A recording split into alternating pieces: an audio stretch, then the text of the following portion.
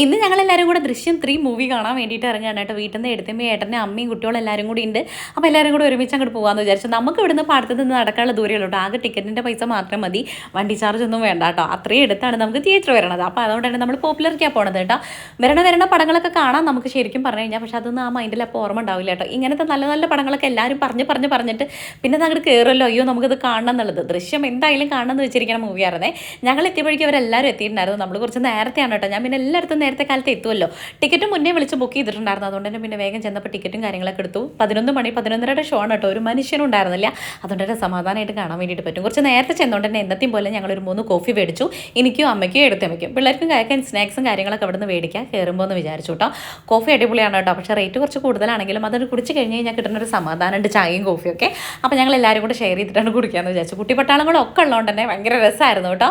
അങ്ങനെ പിന്നെ എല്ലാത്തെങ്കിലും മെരുക്കി ഇരുത്തുക എന്നുള്ളതാണ് വലിയൊരു ടാസ്ക് ഉണ്ടായിരുന്നു. കഴിഞ്ഞ് കഴിഞ്ഞാൽ പിന്നെ എല്ലാതും ഒതുങ്ങി ഇരുന്നോളും എന്നുള്ള സമാധാനത്തിലായിരുന്നു ഞങ്ങൾ എല്ലാവരും ഉണ്ടായിരുന്നു. പിന്നെ കഴിക്കാനുള്ള കാര്യങ്ങളൊക്കെ വാങ്ങിയിട്ട് നമ്മൾ വേഗം തന്നെ കയറാൻ വേണ്ടിയിരുന്നു. താട്ടപ്പോഴേക്കും പുറത്ത് പോയിട്ടുണ്ടായിരുന്നു കേട്ടോ. അവൻ വരാൻ വേണ്ടി വെയിറ്റ് ചെയ്തില്ലേ, ഞങ്ങൾ കയറിയിരുന്നു കേട്ടോ. പിന്നെ അവൻ കയറിക്കോളും എന്ന് വിചാരിച്ചു. അങ്ങനെ കുറച്ച് കഴിഞ്ഞപ്പോഴേക്കും അവൻ എത്തിയിട്ടുണ്ടായിരുന്നു. സീറ്റൊക്കെ പിടിച്ചിട്ടുണ്ടായിരുന്നു. നമുക്ക് എവിടെ വേണമെങ്കിൽ പോയിരിക്കുക എന്നുള്ള ലെവലായിരുന്നു കേട്ടോ. ആകെ ഒരു 10-18 ആൾക്കാരെ ഉണ്ടായിരുന്നുള്ളൂ. അപ്പോൾ അതുകൊണ്ട് തന്നെ നമ്മൾ ബാക്കിലാണ് കേട്ടോ. നമുക്ക് ഓൾറെഡി സീറ്റ് ബുക്ക് ചെയ്തിട്ടുണ്ടായിരുന്നു. കുറച്ച് കഴിഞ്ഞപ്പോൾ താട്ടനും വന്നു, മൂവിയും തുടങ്ങി. ദൃശ്യം 3 കേട്ടോ.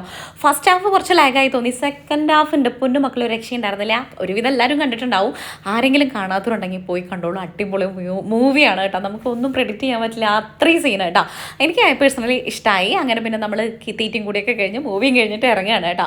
അങ്ങനെ അമ്മയും ഏട്ടനും എടുത്തിമൊക്കെ കൂടെ വീട്ടിലേക്കും പോയി. ഞാനും പൂജിറ്റിയും കൂടെ വളാഞ്ചേരിക്ക് കുറച്ച് സാധനങ്ങൾ മേടിക്കാൻ വേണ്ടിയിട്ടുണ്ട്. ഞങ്ങൾ അങ്ങോട്ടും തിരിച്ചിട്ടുണ്ടായിരുന്നു. നട്ടപ്പുറ വെയിലായിരുന്നു.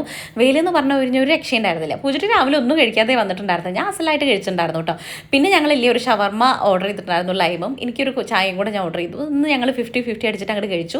ഉച്ചാമ്പഴത്തെ വയറങ്ങോട്ട് നിറഞ്ഞു. ഞങ്ങൾക്ക് ഒരാളെ മീറ്റ് ചെയ്യാൻ വേണ്ടിയിട്ടുണ്ടായിരുന്നു കേട്ടോ. അപ്പോൾ ആൾ വരാൻ വേണ്ടിയിട്ടും കുറച്ച് നേരം വൈകിട്ടുണ്ടായിരുന്നു. പ്രൊമോഷൻ്റെ ബേസ് ചെയ്തിട്ടായിരുന്നേ. അപ്പോൾ പിന്നെ അതും കഴിഞ്ഞിട്ടാണ് നമ്മൾ തിരിച്ച് വീട്ടിലേക്ക് പോരാമെന്ന് വിചാരിച്ചത്. നല്ല ഷവർമ്മയായിരുന്നു കേട്ടോ. വിശുന്ന സമയത്ത് കിട്ടിയോണ്ട് തന്നെ അച്ചാതി ടേസ്റ്റ് ഉണ്ടായിരുന്നു. അങ്ങനെ പിന്നെ അതൊക്കെ കഴിച്ചിട്ട് നമ്മൾ നേരെ അമേലിയിലേക്ക് ആയിരുന്നു കേട്ടോ. അവിടെ എത്തിയിട്ട് നമുക്ക് കുറച്ച് സാധനങ്ങൾ മേടിക്കാൻ വേണ്ടിയിട്ടുണ്ടായിരുന്നു. താത്തിയും പിള്ളേരൊക്കെ ഉണ്ടായിരുന്നു കേട്ടോ. സജീനെ കണ്ടിട്ടുണ്ടായിരുന്നില്ലേ, സജി എന്ന ലീവാണ് ബർത്ത്ഡേ ആയിട്ട്. അങ്ങനെ പിന്നെ അതും വാങ്ങിയിട്ട് പിന്നെ നമ്മൾ 1-2 സാധനം കൂടെ വാങ്ങാൻ വേണ്ടിയിട്ടുണ്ടായിരുന്നു കേട്ടോ. ഗിഫ്റ്റ് കൊടുക്കാൻ വേണ്ടിയിട്ടുണ്ടായിരുന്നു, നമുക്കൊരു ബർത്ത്ഡേ അനുബന്ധിച്ച്. അപ്പോൾ പിന്നെ അതിന് വേണ്ടിയിട്ടുള്ള അൽഗുലത്തെ സാധനങ്ങൾ പർച്ചേസ് ചെയ്യാൻ കുറച്ചുകൂടെ ബാക്കിയുണ്ടായിരുന്നു. അതിൻ്റെ മുന്നത്തെ ഒരു ഷോർട്സ് ഉണ്ട്, അത് ഞാൻ ഇട്ടിട്ടില്ല, അത് പെട്ടെന്ന് ഇടാം കേട്ടോ. പിന്നെ അതും കൂടെ മേടിച്ച് മാർക്കറ്റിൽ പോയിട്ട് മീനും വാങ്ങിയിട്ടുണ്ടായിരുന്നു കേട്ടോ. മാതള വാങ്ങിയിട്ടുണ്ടായിരുന്നു. പുളി കഴിഞ്ഞിട്ടുണ്ടായിരുന്നു. പുളി കണ്ടപ്പോൾ അത് ഓർമ്മ ഉണ്ടായിരുന്നു. അങ്ങനെ പുളിയും കൂടെ മേടിച്ചു.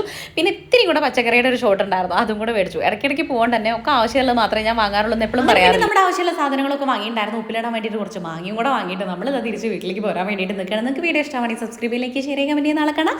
Tata bye, see U.